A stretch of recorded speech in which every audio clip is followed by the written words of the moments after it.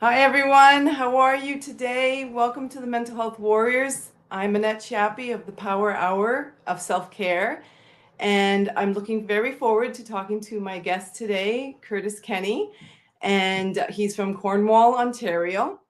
And I'm going to play our intro video, and sit back, get yourself a drink, and relax. It's going to be a very, very motivating and inspiring topic today. Talk to you soon.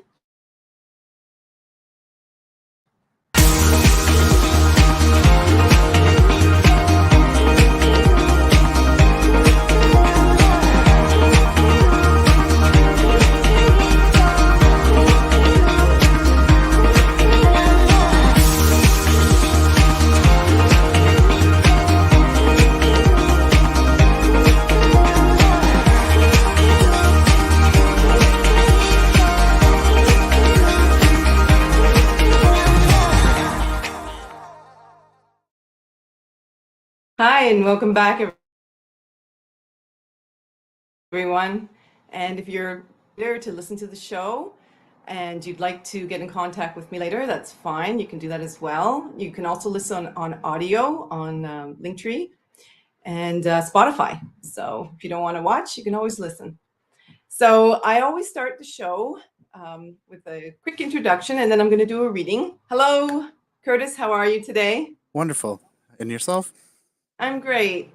And thank you for choosing to be a guest on our show. I'm really, really interested in talking to you about what you went through and what you do.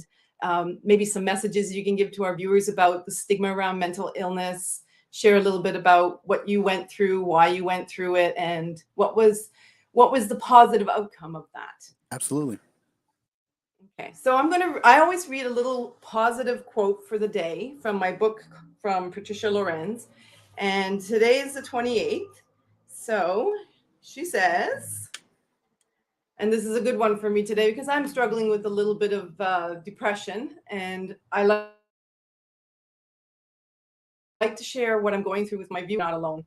And like in my sign behind me, self-care always has to come first. So part of self-care for me is reading and understanding I'm not alone. So September 28th says, breathe deeply. And I've been doing some of that. So she says, she does a quote from George M. Adams, and it says, encouragement is the oxygen of the soul. When my son Michael made plans to attend a men's retreat at his church, I asked to write letters of encouragement for the men to read during the weekend.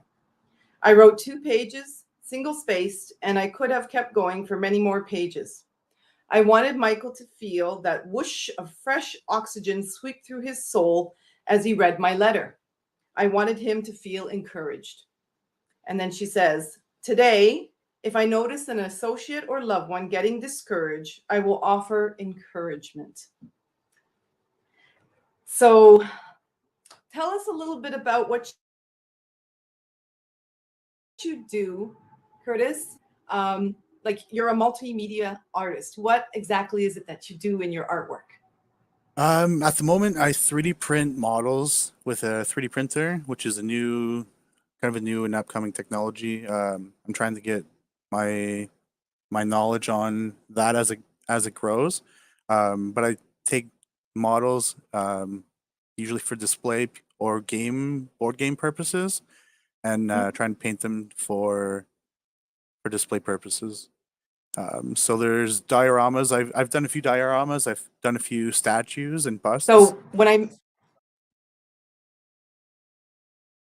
yeah, You is cut it a out there very for just a difficult job? I really enjoy it. There was a lot of dialing in my machines whenever they came in, but once they were nice and smooth, it was just a matter of choosing which resins to use. That was its own little battle, but it took me about a month or two to get it dialed in to where the details on my prints are really nice, and I enjoy. It's not a hassle to set it Yeah. up. It's been really nice. Yes. So does this come? Um, I was going to ask you, how did you getting into your own business start? Like I read a little bit about your bio, and you said you had to put family versus work first, so you were employed before? I was, yeah. I think I the the majority of my issues when that led to me leaving the work industry um started early. Mhm. Um, I was I was lucky enough to have um, businesses in town like Drake and Job Zone and stuff that would help you find work. But Mhm. usually, when you're looking for quick work, they have a tendency of giving you temporary employment. So I ended up doing roofing for a few years, and I did leaf cleanup with the dump for a few years. So they were off and on jobs, and these were convenient at the time. But come down the road where I had to build a resume, this looked extremely bad. They looked like I just constantly left jobs, which Right. which technically was correct. Where I would work until fall, and then I would leave for the winter, and then go back to roofing. So in the meantime, I wasn't able to find something permanent. It just detrimentally it injured my the future of my a stable work environment.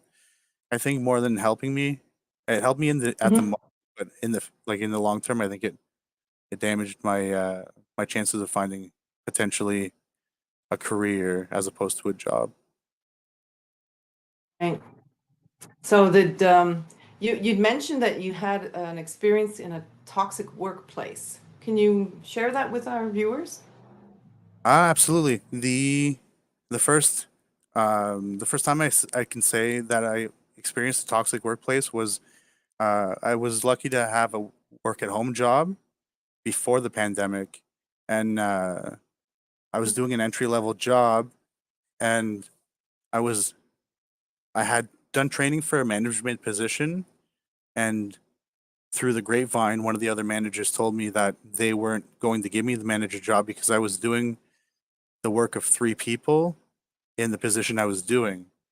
And it wasn't valuable for them to lose me as a screener, which was an entry level position, because I was very good at it, which was which was tough to deal with because you're trying to do your best at what you do to move up the ladder, not to stay where you are. And Right. I ended up being proposed another job, and I left the job. It was a decent job. I liked it, but knowing that I was stagnant, I had been stagnant in the position I was in and chasing this management position for almost a year and a half, and it seemed like it was going nowhere. And they had given raises to basically the entire province, the entire country, except for Ontario, because our minimum wage was higher, and I felt that Hmm. wasn't right because we have if our minimum wage is higher, then we still deserve a livable wage. So there was issues with that. I had which led me to my the last job I had worked. Um, I was a friend of ours at the time. He had made a few promises, and for almost a year, I debated leaving the at home job because it was a good job. It was just the pay was minimal, and being refused a promotion constantly made that made dealing with that difficult. Yeah. So it it were roughly about a year. I was proposed a new job, and came to the time where I had to make the decision if I was going to leave, and I left. And the majority of the promises that this gentleman made for the new job fell through cracks in the floor because I found out later he was offered a job in Ottawa, which was a big promotion for him, but he had to replace his spot. So he needed to replace his spot as soon as possible, which I think I was just convenient enough So there was issues right away when I started the new job. I was promised a specific start time because we had a child at the time. We only had the one child at the time, and I had it was my responsibility to make sure he got to school. And any earlier start time would result in me having to get uh, care. Like the school offered care, but it would be an additional cost. And this additional cost put me in a lower income than the job I had left.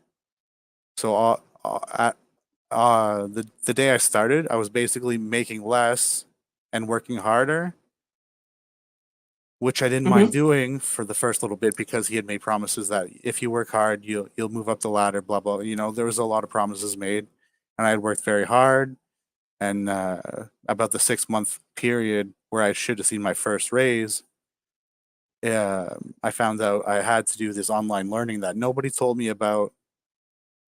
And once I tried to do it all, I had issues with certain logins, and I had no support from management to get all this sorted so I can actually do like get my certifications for these programs because my logins didn't work. And it was just a constant hassle. And the uh, the start time was a big issue too because I then ended up being late a few times because I was promised a start time of 8, and my first day he said it was 7:30, so that half an hour made a big difference. And having to drop my little guy off, and there was one or two instances where I was late, and that affected my future. In that affected my I'm not I'm not sure the word I'm looking for. It affected my personal file, right? And it was just it right off the bat at this Hmm. location. It was just promises that were never fulfilled, and it was 3 years of broken promises. And the uh, the work itself was good, but it was the constant having to battle with bills when I got home. I would take my work play, you know, my I would take my work stress home with me, and that's where it really started to affect my home life. And I found myself not being able to do the things I enjoyed at night because I was still winding down from work. And I would find myself looking at the time and it's 11:30 and I have to go back to bed, or I have to go to bed, and then in the morning I would do it all over again, and I wouldn't have time to wind down. And eventually it got to the point where I was waking up, and I would get up, I would be extremely lightheaded, and like I had just a insurmountable amount of stress with home life, financial issues, and then being stressed out at work. It all came to the point where I had taken a stress leave for I think it was 2 weeks, and the stress of having to let your coworkers down because we were all struggling. There was three of us, and we had all struggled to get the workflow done because we didn't have support, and we needed a fourth employee, and we weren't given the opportunity to have that fourth employee. So the three of us were kind of all in the position where we were all stressed out. And the manager that took place of the one that gave me the position, he was great. He left to a new position because he couldn't deal. Like he was extremely stressed out as well. He left to a bigger and better opportunity.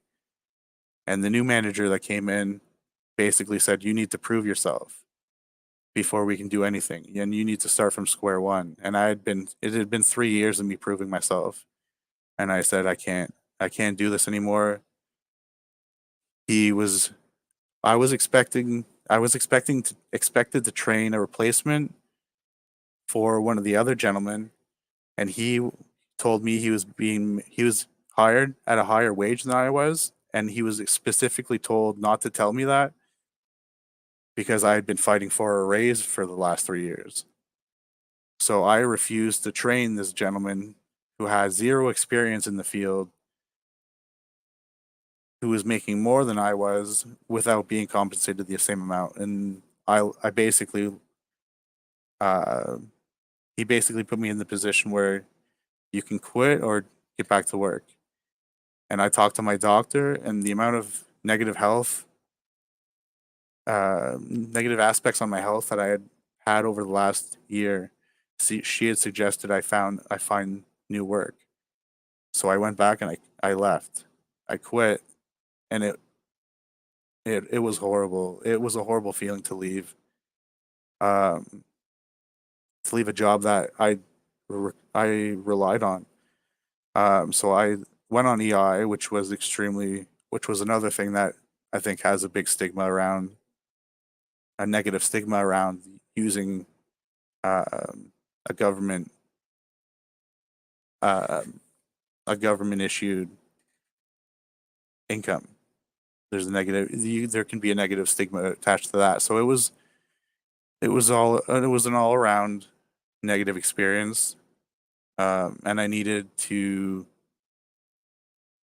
put myself in a better place for my family, because I realized that being depressed constantly left me exhausted. I couldn't do the things that I love to do, and it was difficult to do things with my family. So I had to take steps to rectify that.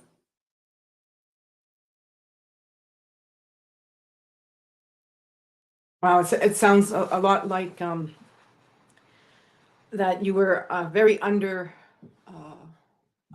appreciated at this job that this person kept promising you the world to.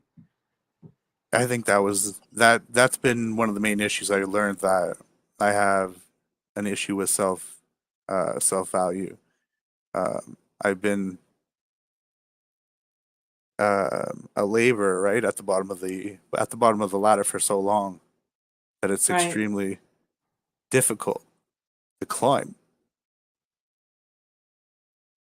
this ladder Yeah. while you see your peers doing it with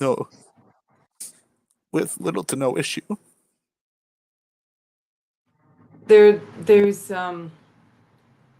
there's a huge stigma at work when we can't perform to other people's expectations, um, and not people not understanding how it affects. Like, I don't know how much training is out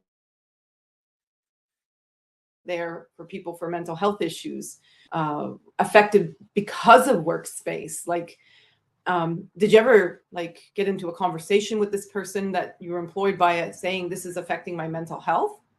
Yeah, yeah, a few times, and it was always shrugged off. Like, you need to pull your weight, and I busted my butt there. I I was literally there was one day where one of the big CEOs came and introduced himself. I introduced Yeah. myself. Him and the other three employees basically sat in the lunchroom all day, chit chatting the entire day away, while I busted my butt. And at the end of the day, the manager says he doesn't like you, and it was like it, was, it felt like just the disrespect was it was intolerable at some points. I'm so sorry you went through that. Um, and then the sharing with the viewers about, you know, this the stress that we take from being at home with us and then not being able to sleep. It's like a vicious cycle that you can't quite break. That's exactly where I found myself. The things I did to relax, I couldn't. Sorry, I It's couldn't find. okay. I couldn't find the energy to do them. Yeah. Yeah, and you had a young one at, you know, your little boy, and not being Yeah, and we had a able to second enjoy your one. children is like huge. Yeah, we had a second one at the time, and he was busy compared to the first one. So Yeah. So did did this experience of feeling disrespected and undervalued at work, did it push you into going to get therapy? We did a little bit of therapy, me and my wife, and it was beneficial. But there were some issues with it because it was supplied through her work. There were certain uh, Right. there were certain issues we were refrained from talking about, and Yeah. he specifically said that it was a going forward kind of thing. That we didn't speak about past issues, and I realized before we had started that a lot of my issues came from past experiences. Would you like to expand on that, or? Um, Mainly just the work stuff. I had I had some issues with friends and stuff. We were one of the first of our friend group to have a house, so we had a few. We were social butterflies, and we had a few house parties. You know what I mean? We had always hosted these little events and stuff, and uh, at the there was a moment where our friends started to get their own houses, and we seemed to be. I felt like we were the last one on the list to ever be invited out.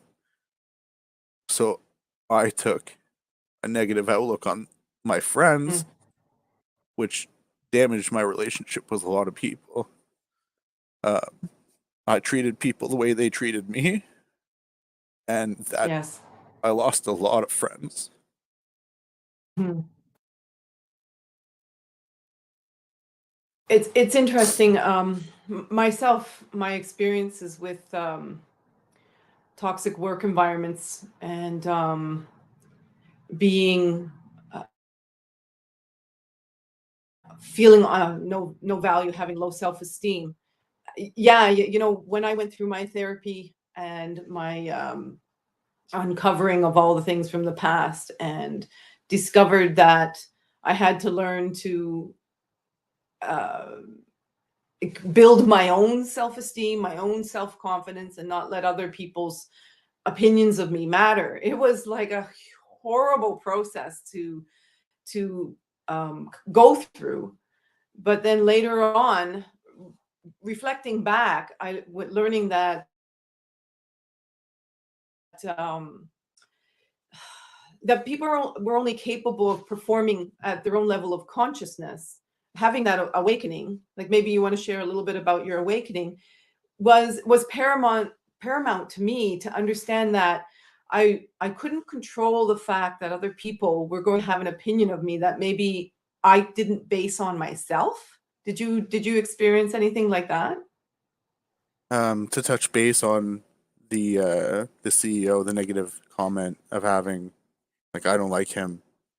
To know that I'm making minimum wage, and he comes in with this nice BMW and this really nice suit, and then Yeah. judges me without knowing me was so disgusting. And to know that I could be my own boss and appreciate myself and Right. give myself that appreciation that I've been looking for. Um, I'm employee of the month every month.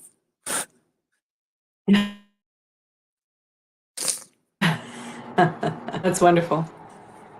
You know, Um, did this experience kind of catapult you into your multimedia artistry? yeah, yeah, that's where uh, that's where I took full force. I had to do something I loved, and Yeah. I started doing this as a hobby. And one of the pieces I had painted, the artist that designed it, he was a well known artist. Wanted to He was interested in buying this piece from me because I Right. painted it exactly how he had imagined it when he had designed it. And knowing somebody Hmm. liked my work, the more than I did, was unbelievable. And Yeah. it's been fun. That feeling. Oh my God. I remember the first time I sold a coloring book. It was like, oh my God, somebody loves my coloring book besides me. It was a nice feeling. We give out a lot of little minis, the little tiny things to the kids when they come through, and one Yeah. of the parents had sent me a picture of one of them painted all nicely, and it was nice. Um, the the amount of stress I dealt with in the workplace definitely led me to adventuring and having it was a do or die situation where the stress was affecting me physically and Yeah. mentally. Um, I had to do something positive, and I had to do something. I had um, the time with the EI and employment insurance gave me the opportunity to find something that I loved that I could possibly make a few bucks Hmm. off of. My wife is luckily in a situation where she makes a decent wage, and we had enough saved up um, that I could I could balance my myself after my unemployment finished, and Yeah. we did a few events, and we had a lot of positive feedback, and I've invested everything I've made back into my business. And next week I have an appointment with Yes. the Cornwall Entrepreneurial Business Center to do something to find out what steps I can take to making this an official business, because right now it's a hobby that I've made a few successful markets with, but I'd like to see what I can do to turn this into something official. Yeah. One of our viewers says that's awesome. Oh, I'm on the private chat still. Okay. um, so did you this whole experience around a toxic workplace and then being on unemployment was was there was there where was the negativity coming back from to you, where was the negativity coming from that being on unemployment was a stigma, was a negative thing for people? Where did you get that? The expectation, it was almost like the second I was on stress leave at first. Um, it was almost like when when are you going back? There was constant comments of um people would say like, "Oh, I worked 7 days this week. What did you do this week?" Like, I like they assume I sit around and do nothing all week. Um, Mhm. there's definitely comments and there's attitudes that come with it, and I've learned to shrug those off because I do put in 8 hours a day, 7 days a week now, and I love it, and, and it gives me the ability to be a a father to my children, which Yes. which is You know, I myself, when I went through my breakdown in 2010, I had a major breakdown. I left a business that was very toxic. I was self-employed at the time, but I had a business partner that was a sociopath. okay. So it was like 14 years of hell. And I was very ill with mental health issues from all the abuses I'd had in the past. And I kept carrying this around in everything I did. So I kept attracting all this negativity to me. And this person saw my vulnerability and took advantage of it. Yeah. And so when I left with like nothing, like $300 in my pocket. And this, I had my own self stigma and expect had to work, um, 10, 12 hours a day, give my all to everybody else. And it didn't matter if this person was yelling at me and I didn't see any money. It just was like the most stressful, most painful. Like I just wanted to die because the experience was so, like, my self value was in the toilet. I had no sense of self worth. I had no sense of self confidence. His day in, day out, putting me down and yelling at me was like what finally broke me, and I just walked away from the whole thing. And then having to get on unemployment, it was like, for me, it wasn't even unemployment. I had to go on welfare, right? And the stigma around welfare was like, well, for me, it was like the lowest thing I could do with my life. Yeah. But it got to the point where my health was so bad. I was having needs, I was passing out. I just dizzy spells, Yeah. and it was nuts, like absolutely nuts. And if I didn't get away from that toxic work environment, I was going to die. Like, it was that bad. And learning later on in life that uh, being on a social service is a necessity with their mental health. I mean, if I didn't have that span of time to work on my mental health when I was on welfare, I don't think I'd be here today. Understand that. I definitely feel that. Yeah. And, I don't really, I get it why people still think there's a stigma that we have to work 24/7. Like, the conditioning of humans has taken us where, we're supposed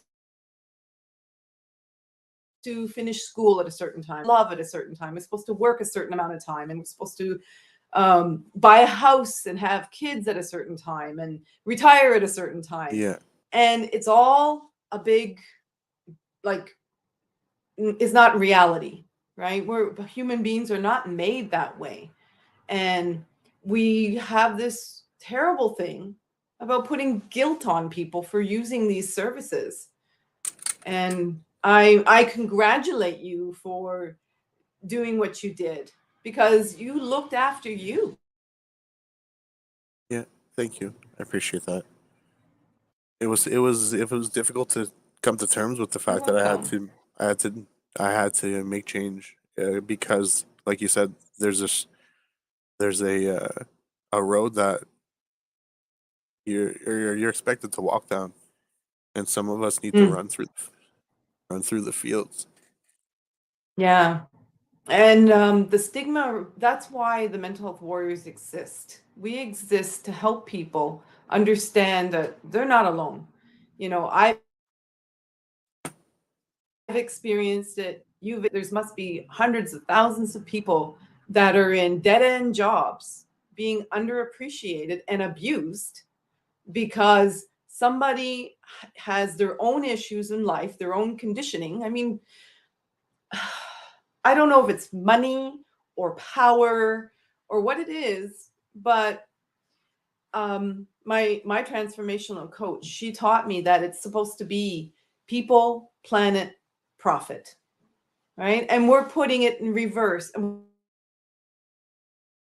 we're not even putting it in reverse. It's like all like, you know, um, I don't know what's your feeling about that? What is how you described that you felt like a square peg to fit in a round hole. Can you elaborate on that? What did this mean to you? Um, I think that started early. We grew up in the country, and Mm, the schools I went to were pretty. The elementary school I went to was pretty preppy, and I never felt like I fit in. Um, I always liked to dress differently, listen to different music. I was always into different things, comics, and I always felt like I definitely never felt like I fit in anywhere. High school was the same, um, yeah. and the workplace was similar. But I found the people I worked with were generally decent. It was the majority of the like you said, the power. I think the higher up the ladder, the more tendency people have to look Yeah. down with a negative with a negative with a negative filter, and those people are just trying to get up to the position You know, like they may look up to the people looking down on them, and it's it's definitely not progressive, especially with the way the workplace is going. There's going to be so many advances in technology that there's going to be people that are forced to find something that either they don't like to do, or they'll need to find something that they do like to do and get out of this uh the machine, as they call it, you know what I mean? Yeah. And I feel like a lot of the people I've met at these markets have that same mentality where they're happy to have gotten out of the machine and they're happy to create and um, ex- um, doing something that brings joy to you and being able to spread it and knowing that it brings joy to other people. Like the pieces the pieces that I paint that sell make me feel good, but the pieces that aren't painted, knowing that someone's going home to paint that, and I'm always like, I want to see it. You know what I mean? Send me a picture, and it brings me joy. So Yes. I think more people need to find where they fit in, and just because you're being forced into into the expectations of someone else doesn't mean you belong in that spot. There might be something that you do love to do that works for you. Yeah. Yeah. And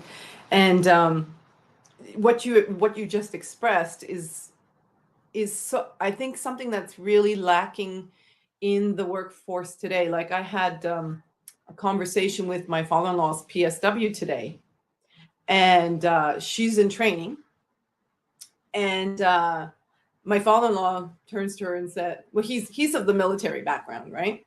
Okay. So he's been in the machine, and it he turns to her and he says, well, she lives in Alliston, and he turns to her and says, well, why don't you get a job at Honda? She says to him, she goes, no, I don't want to work there. And she said that her daughter had worked there, and it was like, you don't get to communicate with anybody. And she loves to communicate with people. She loves to talk with people. Yeah. And um, her knowing herself that well to understand that she couldn't be that square peg in a round hole, as you described it, is why go put yourself through that, right? She knew well enough that I love to talk with people, so I'm going in this direction. She had that kind of awareness, right? Sounds like maybe myself and yourself didn't have that kind of awareness in the beginning.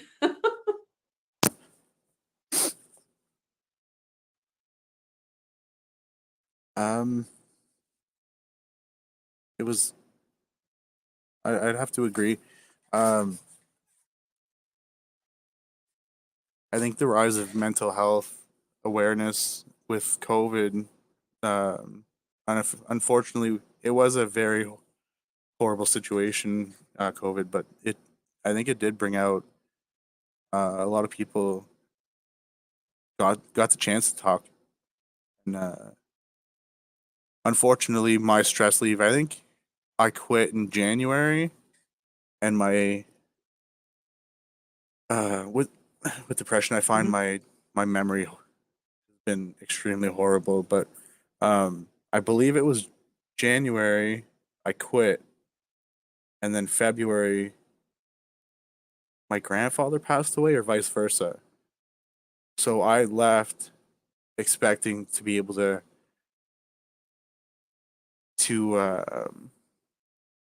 like, I didn't expect the world to collapse a week after. You know what I mean?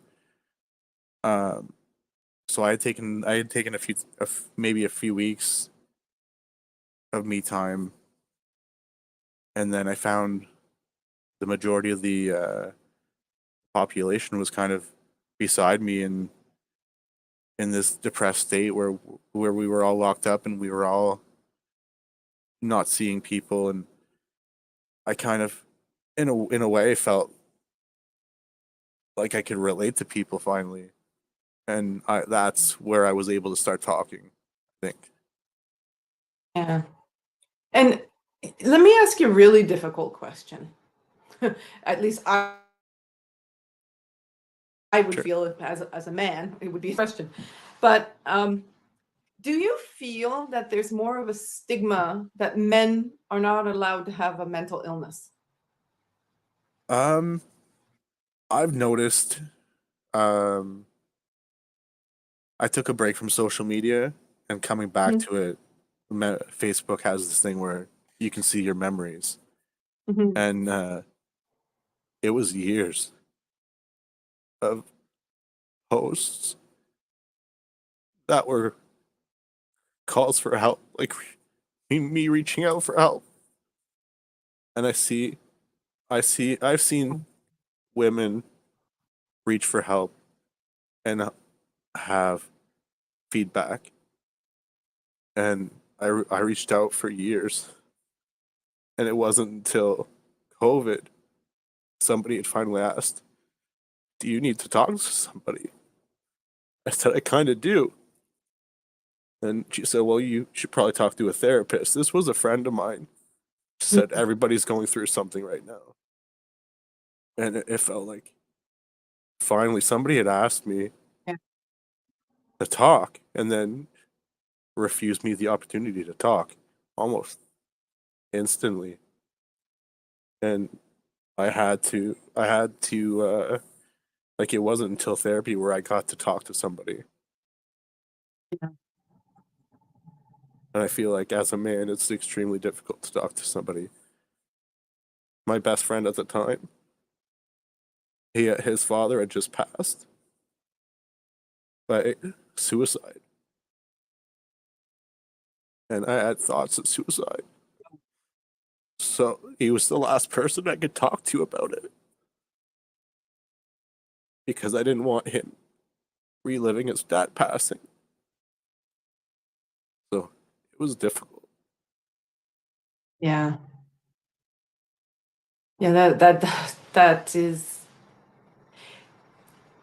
I don't think enough of us understand that there are other resources out there besides friends and family. Or maybe there's the stigma and the shame to reach out to a stranger or a qualified professional. Yeah. And I think part of the reason why there's so many um, life coaches popping up everywhere is because we all want to take the like most for the majority life coaches have all had some form of experience of their taking their experience from their lives and wanting to share that with other people so that they can have ways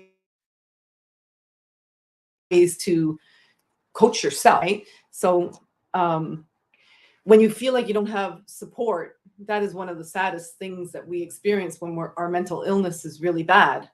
And I reached out to a friend, and it was a situation where her mental illness was also pretty bad at the time.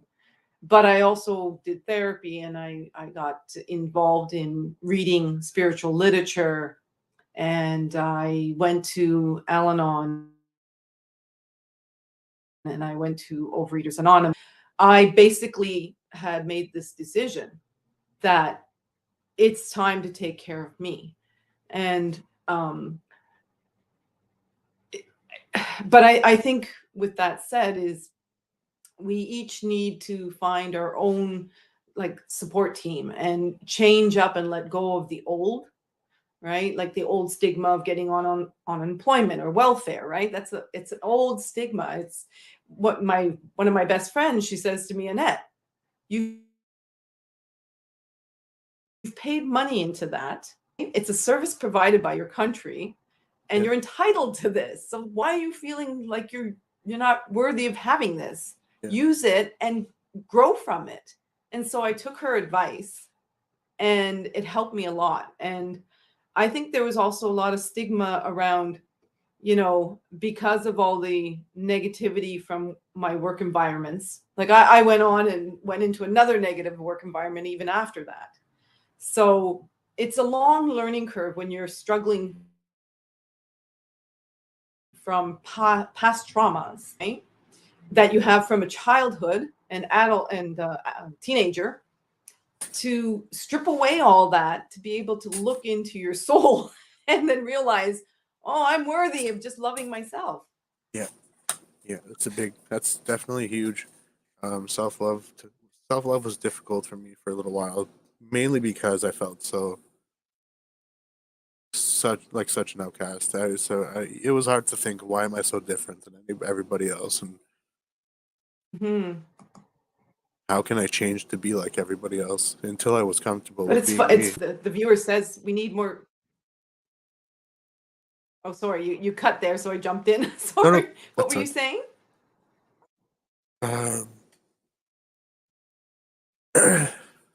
Um, I lost my train of thought. Sorry.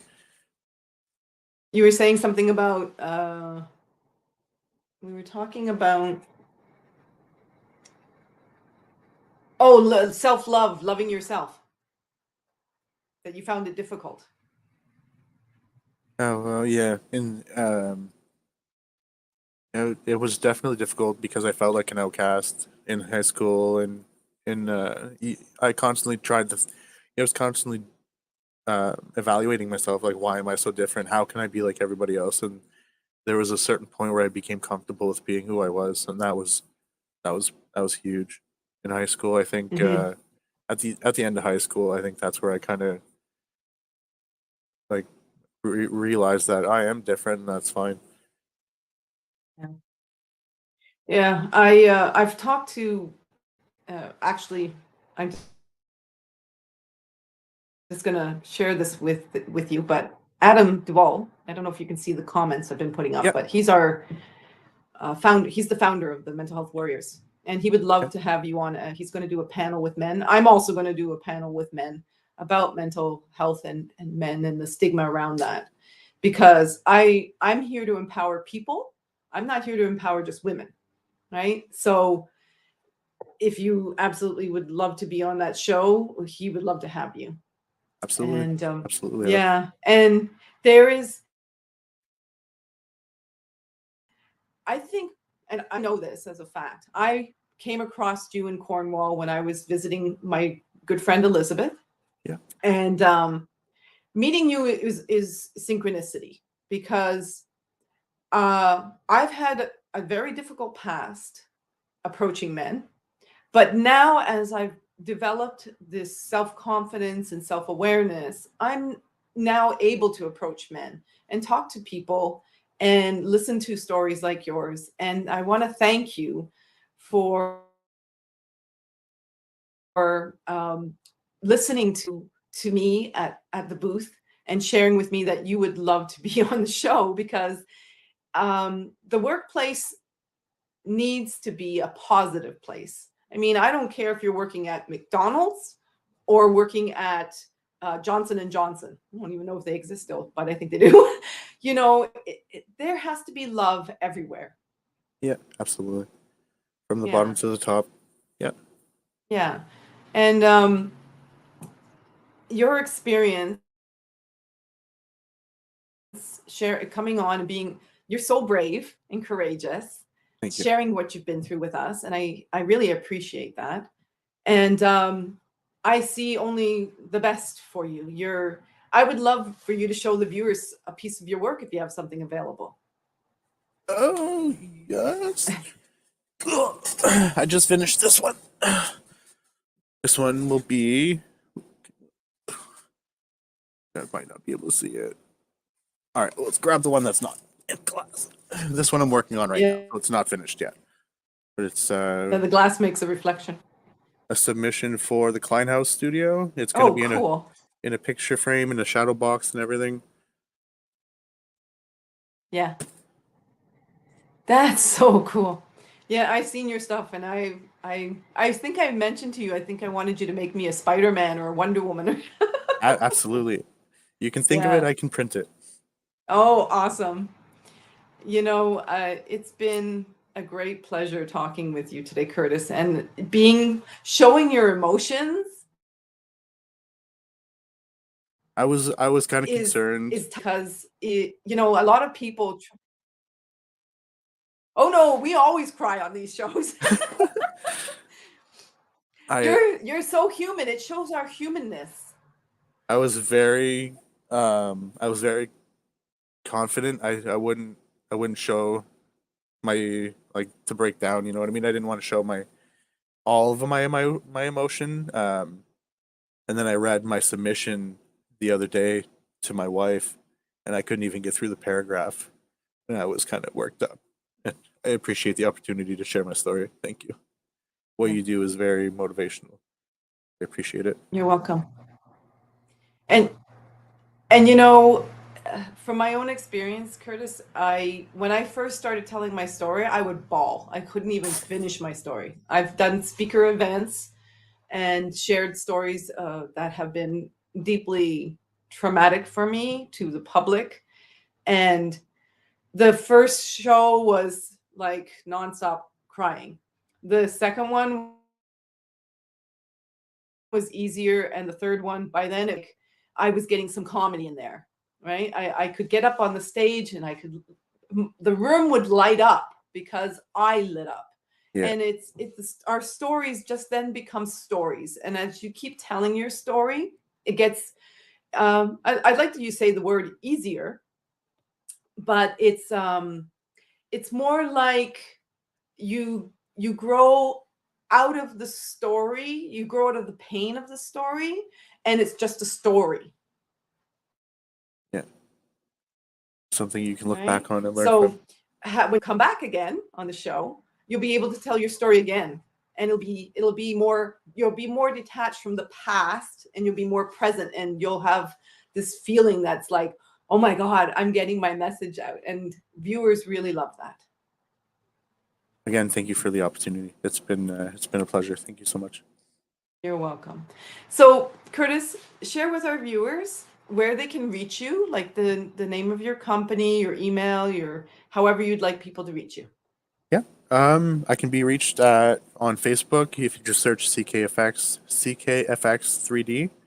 On Instagram, CKFX 3D as well. It's under construction. I'm setting up a photo area to take nice pictures. So um, that one's under construction, but it is active, so you can still find it. Um, and if you have any interest in 3D printed pieces, I can do anything and everything. With Christmas coming up, if there's that character you can't find in the stores, I can find it. Nice, nice. And I hope you liked and subscribed to the Mental Health Warriors. Absolutely. Yeah, so let your friends and family know, and hopefully Okay. they'll watch the show. And I'm sure you've made an impact on you'll make an impact on a lot of people. Yeah. Elizabeth is asking, can you create custom orders? Yeah, I know basic 3D modeling, so I can create figures, but there's millions of files online, so if you're looking for someone specific, I can search and I can usually find it.